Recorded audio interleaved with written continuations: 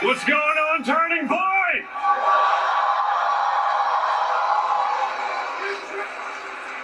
And, there's no doubt it's going to keep going, but it's just, honestly, it's awesome just to be able to see this many people, this motivated, this early in a cycle, because you're sick and tired of what's become of our country.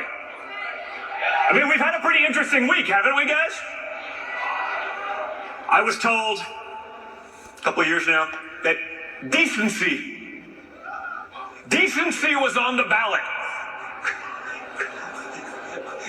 This thing with Democrats and projection is truly spectacular, right? Decency was on the ballot, and then I saw the White House Christmas video, and I'm saying, man, I think, remind me of the Princess Bride. You keep saying this word, but I don't think you know what it means.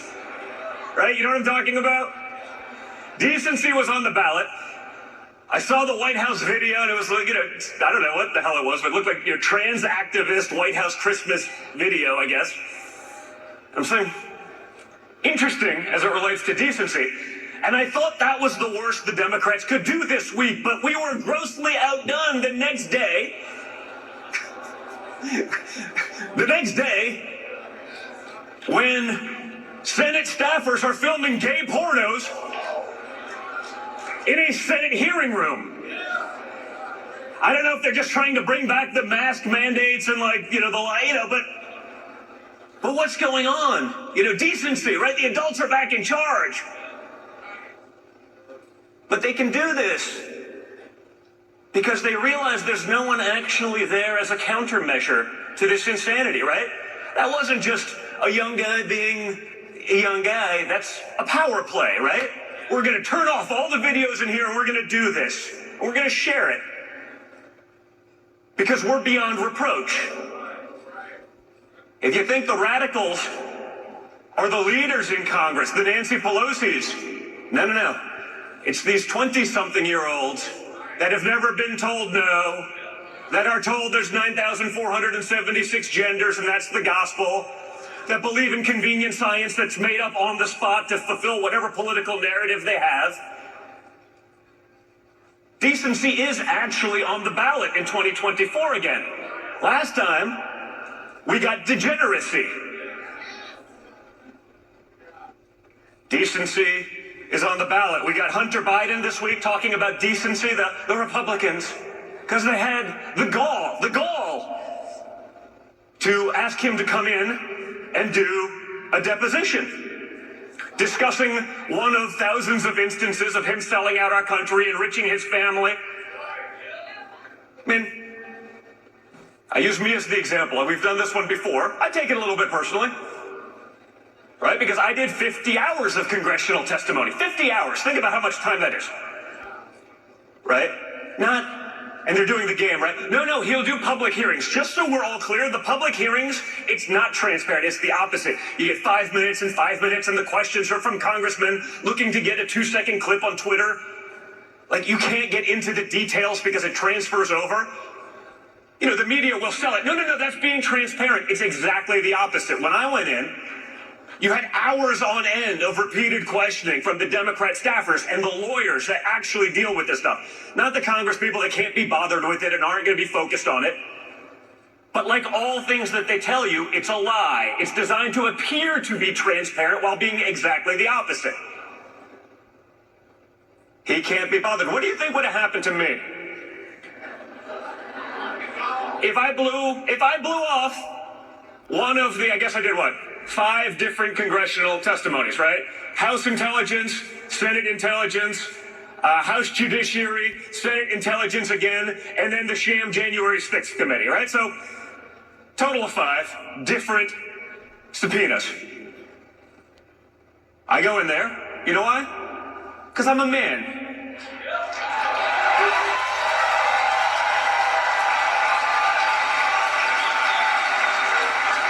You go in there and you take it like a man.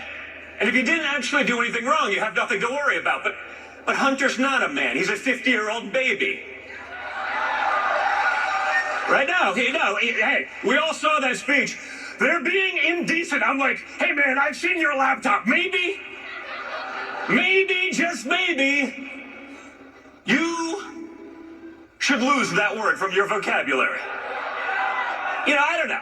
Again, if it was the Don Jr. laptop from hell, you all would have heard about it. You would have seen it. You wouldn't have been censored for sharing the pictures, right? Because decency's on the ballot. Decency, what else have they done this week? Oh, against the whole administration, right? You had the trans nuclear waste guy stealing baggage, because of course he got that job because he was the most qualified, not because he checked off a bunch of boxes. He wore a dress and lipstick as a dude, therefore you should be in charge of the major organizations in our country. You don't have to actually be qualified, but guess what, folks? You don't actually have to be qualified to be the president of Harvard anymore either.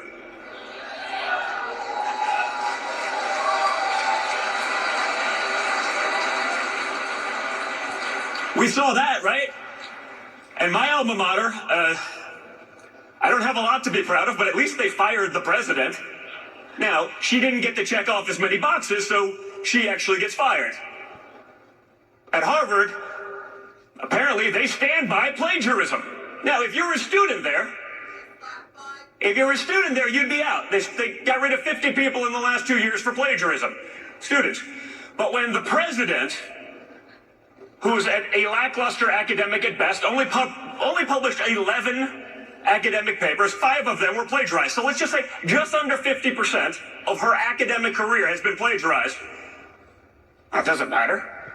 So you can have a response to the rape and genocide of women and girls in the streets of Israel that is, let's call it, incredibly lackluster at best.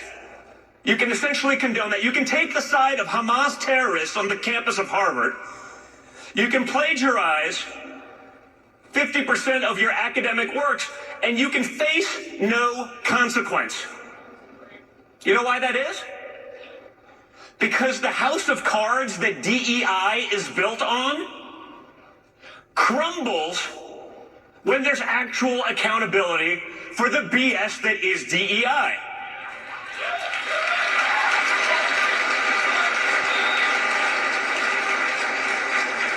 That's all it is. And so for me, hey, I graduated from Penn, right? We used to be leaders. We created Donald Trump. Penn created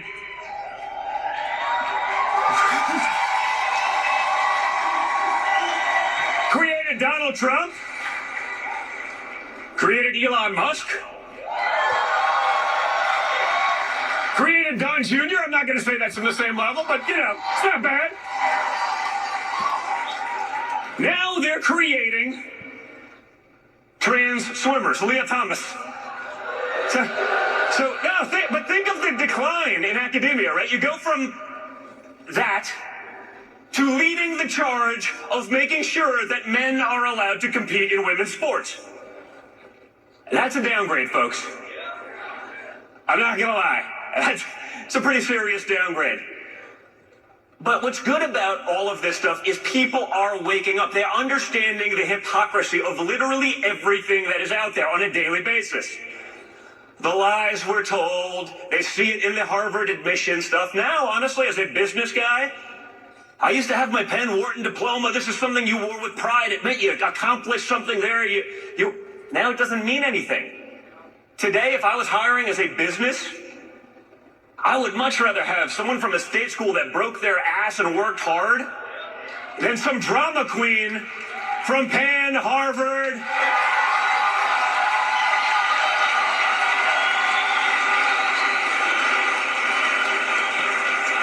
They get to work on day one.